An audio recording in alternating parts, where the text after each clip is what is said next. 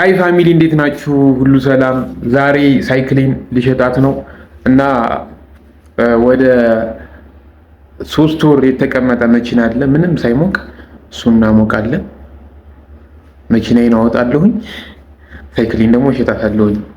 እኔ በጣም ብዙ ማሳያችሁ ነገር አለ። አብራችሁን ቆዩ። ሌትስ ጎ። ወደ ታች እንሄዳለን። ደረጃውን እኔ እወጣዋለሁኝ። ታች እንገናኝ። ደረጃውን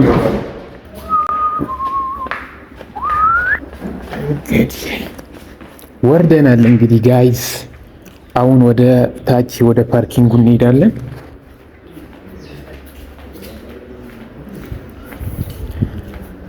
ሶስት ወር ሙሉ ምንም አይነት እንቅስቃሴ ያላደረገ መኪናል ምን አይነት መኪናን ሊሆን እንደሚችል እንግዲህ እናንተ ገምቱት።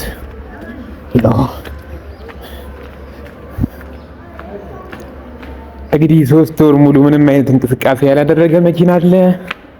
እሱን እናሞቃለን። እስካሁን ለራሱ አለመሞቁ በጣም ኃጢያት ነው። እዚህ ጋር ሳይክል ያለች ሳይክል እንግዲህ በጣም ብዙ ችግር እያመጣችብኝ ነው።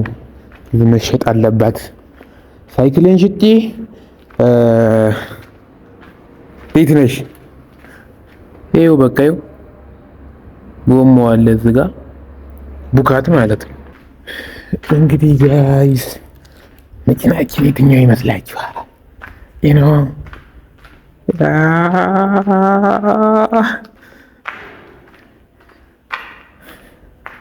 ጋይስ መኪናችን ይኸው እዚህ ጋር አለ። ጨለማ ነው።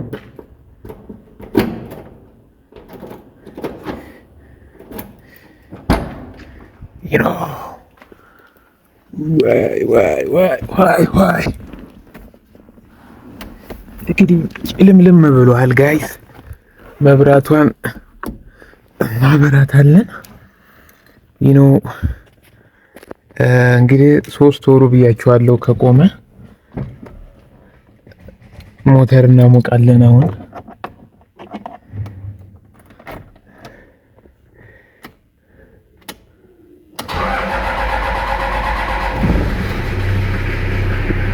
አባት ተረከርገኗል።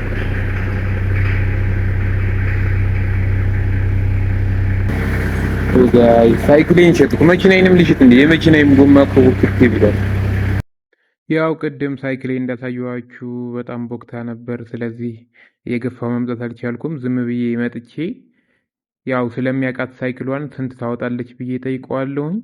እስከ 18,000 ብር ድረስ ጠብቃታለሁኝ። እስቲ ደርሰናል። ስለዚህ እንጠይቀዋለን ማለት ነው። ጋይስ በጣም ትልቅ መርዶ ነው ያረዳኝ።